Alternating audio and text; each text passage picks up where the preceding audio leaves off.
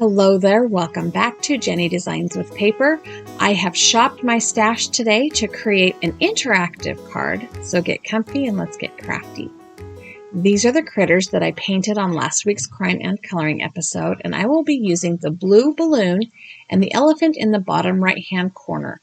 Those two critters came from the W+9 Unforgettable stamp set. And I will be using the coordinating dies to cut those out, as well as some of the sentiments on the front and inside of the card.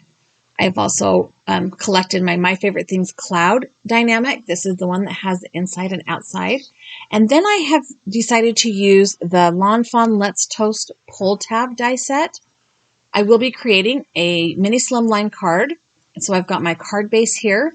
And then I have two pieces of cardstock, a blue and a green.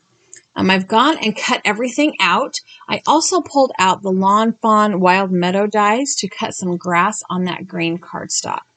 So now we're going to start the assembly. My mini slimline card is 3 1/2 inches by 6 inches, and I'm going to have it oriented portrait style so that it goes tall. And the blue cardstock here is 4 1/4 inches wide. So I need to trim about 1/2 inch off of each side. I do need to take it off of each side because the top of this panel has the thumb cutout for the pull tab, which you will see in just a minute. Once I get it trimmed down and that remains centered, I did not get that die cut right at the top of the cardstock, so I did need to trim it down just a little bit here. But there you can see the thumb hole where the pull tab will be. I apologize for the angle of my camera. I think that my camera must have slipped on my boom and it's not angled quite right. I don't know what's going on there. Anyways, I also need to trim the length of this panel down to be 5 3/4 inches long, which means that this card panel, my background to my scene, is going to have a small border all the way around it on the front of the card, which is just the way I like it. This green scrap cardstock I cut down into that kind of slopey, grassy meadow, what's it called? Meadow borders Lawn Fawn die, and it is also too wide. So I'm going to trim just a little bit off of each side of this as well. I wanted to kind of keep that rolling hill look where it's kind of slightly taller in the middle than it is on the ends. Turns out not quite as much when you cut it down to only 3 1/4 inches wide, but anyway, it still looks a little bit like a rolling hill. Now there is one more die in that Let's Toast pull tab stamp set or die set, and it is the little slot die that the pull tab mechanism will come into from the back. And I cannot cut that out until I know exactly where all of the rest of my elements are going to be. My plan for this card is to have the let's talk about the mechanism first. So this is the pull tab mechanism, and it both cuts and scores the mechanism so that you know where to pull it, or where to fold it rather. And you stick it in from the back. I don't know how to explain that. You'll have to watch. And then there is this little green piece I also cut out is the top of the pull tab. So it has kind of an arrow notched in it so that people know to, hey, pull this up. It's kind of like the indicator or the indicator is a good word. But at any rate, I will line up that tab with the back of my card, and eventually I will have the slit cut in the front so that that mechanism can peek out through the front, and that's how the elephant will be adhered.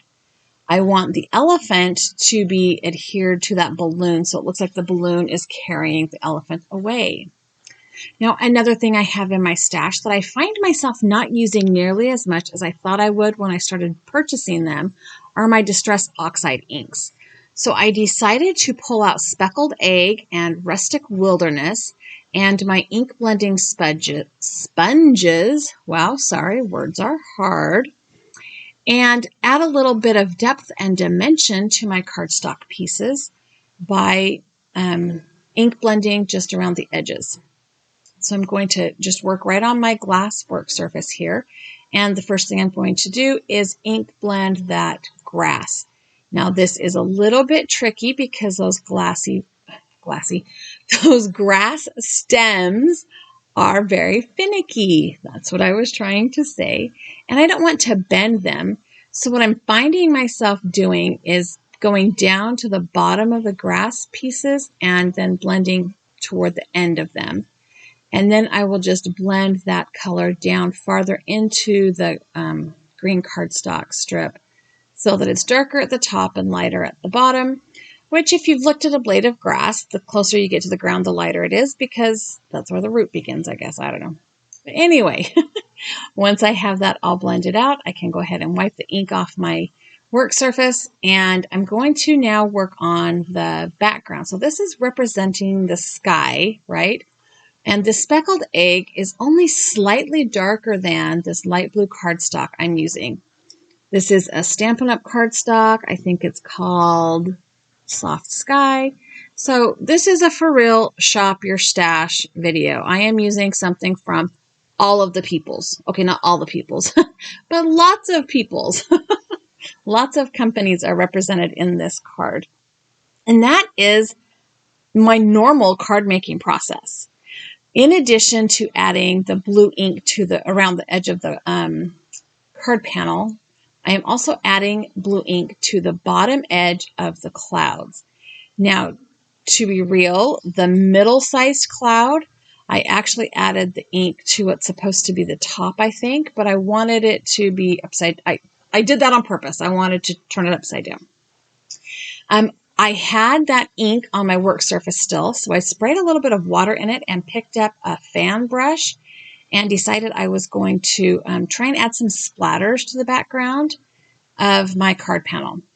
Because the colors so closely match, it was not very visible. It didn't show up very much. So I decided to put a little bit more of the ink on my work surface and wet it down. And then I'm just going to do a good old-fashioned ink smushing. I'm just going to pick up the cardstock card panel there and just mush it down on top of the ink, the wet ink that is on my work surface. I do need to be careful because this is not watercolor paper, but it does add just some variation and texture to the card base, which I like. So I am going to go ahead and adhere the grass down with my double-sided adhesive. I'm using my ATG.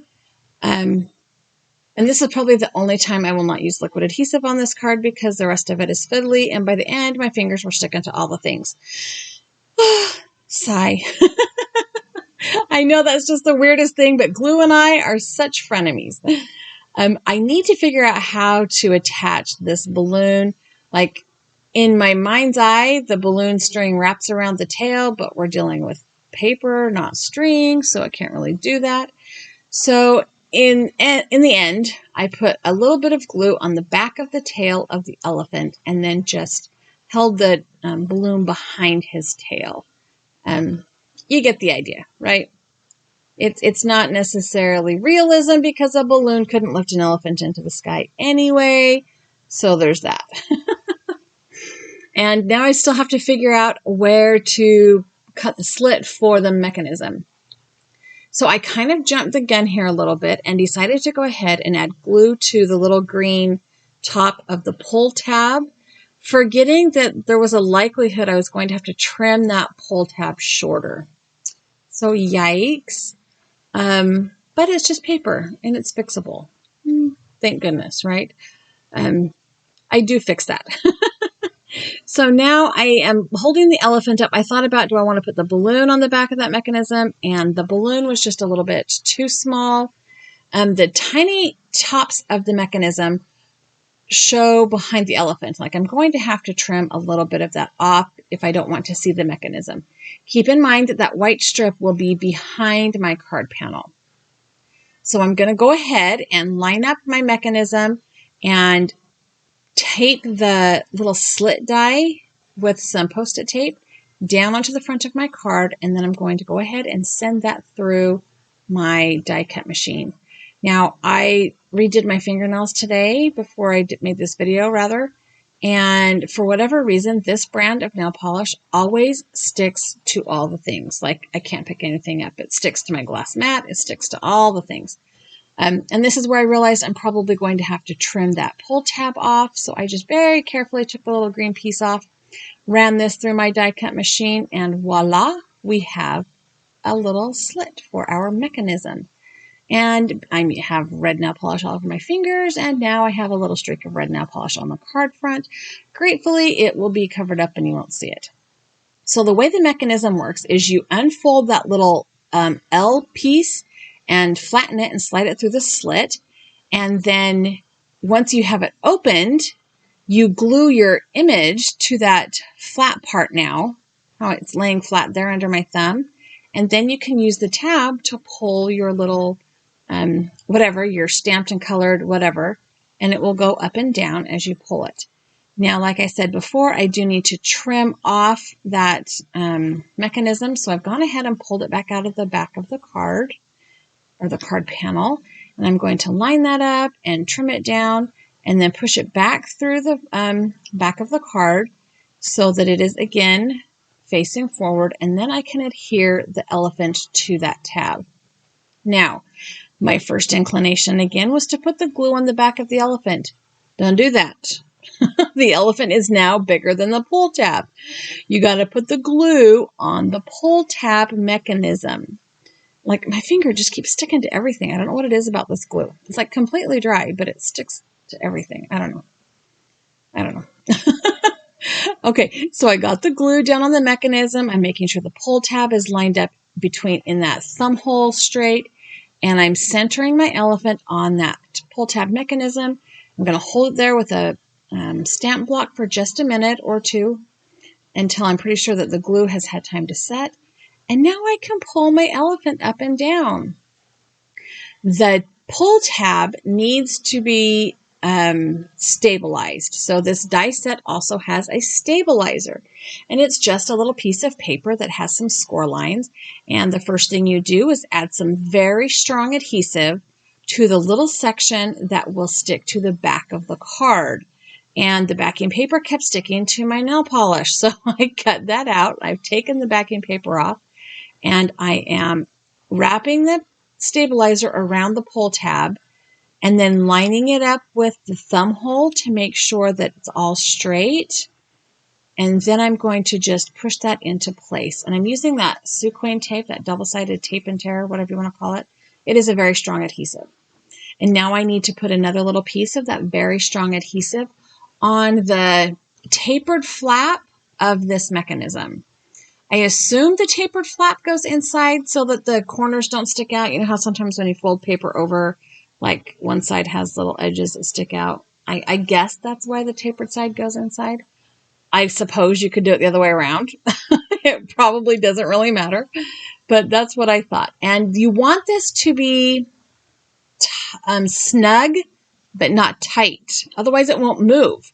The pull tab now goes through that little folded mechanism we created to keep the mechanism stable. Like on sometimes when we make interactive cards, we use foam tape to make a channel, but this time this particular die set has a stabilizer piece.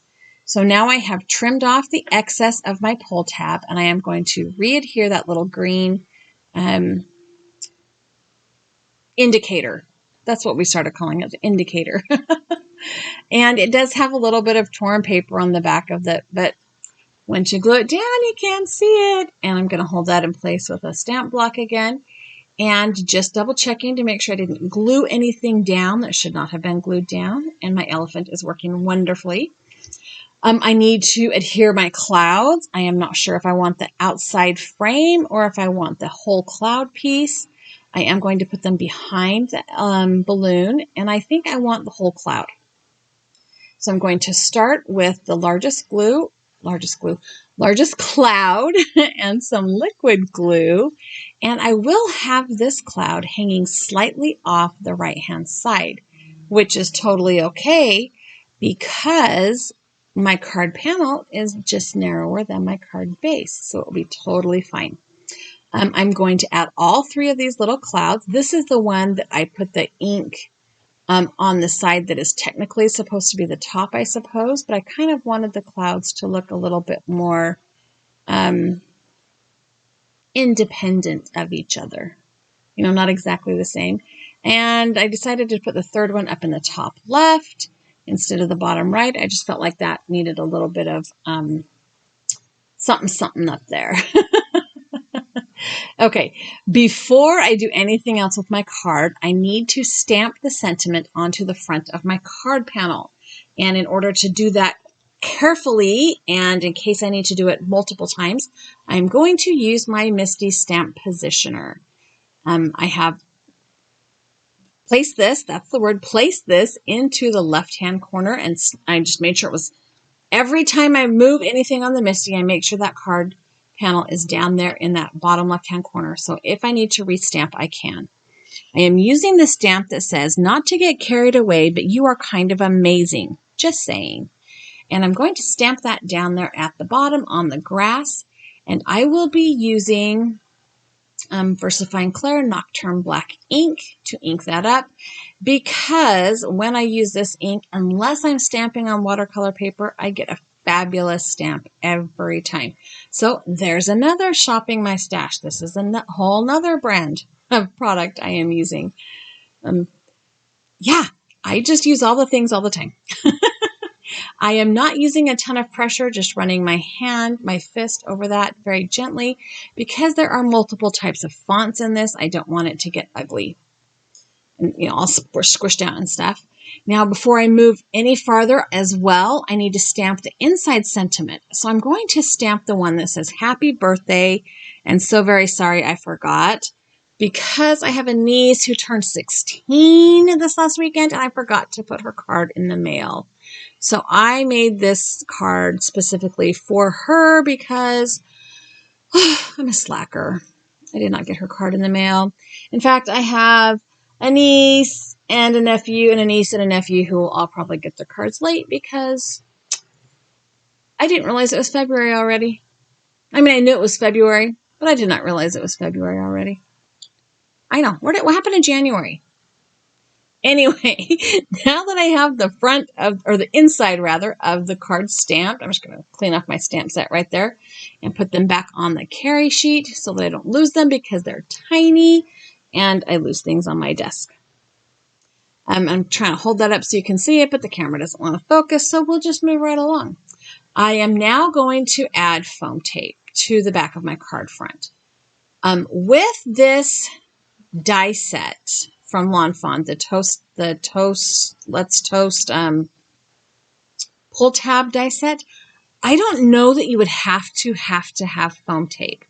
You probably could get away with just putting it down on your card front because it's pretty much one layer, but it might have a bump in the middle where the pull tab is. So I decided to go ahead and pull out my big huge roll of 3M foam tape, and I have removed all of the backing, and I'm adding glue to the foam tape because I'm going to need to hold this weird, and I want to make sure I have room to slide it around, make sure it gets all in place. And I love it. It's kind of perfect right there, and you can see that cloud's hanging off, but not enough that I'm worried about it at all. And my mechanism still works. Now, you could make that slit for the mechanism longer if you wanted to, but you know, it works. I have also pulled out my Lawn Fawn Push Here stamp set, and I've pulled out the little pull here stamp, and I'm going to stamp that right on top of that green, the green top of the pull tab. You don't have to do this. I think that little arrow right there is clearly an indicator of what you're supposed to do. But yeah, choices were made. We're living with the choices.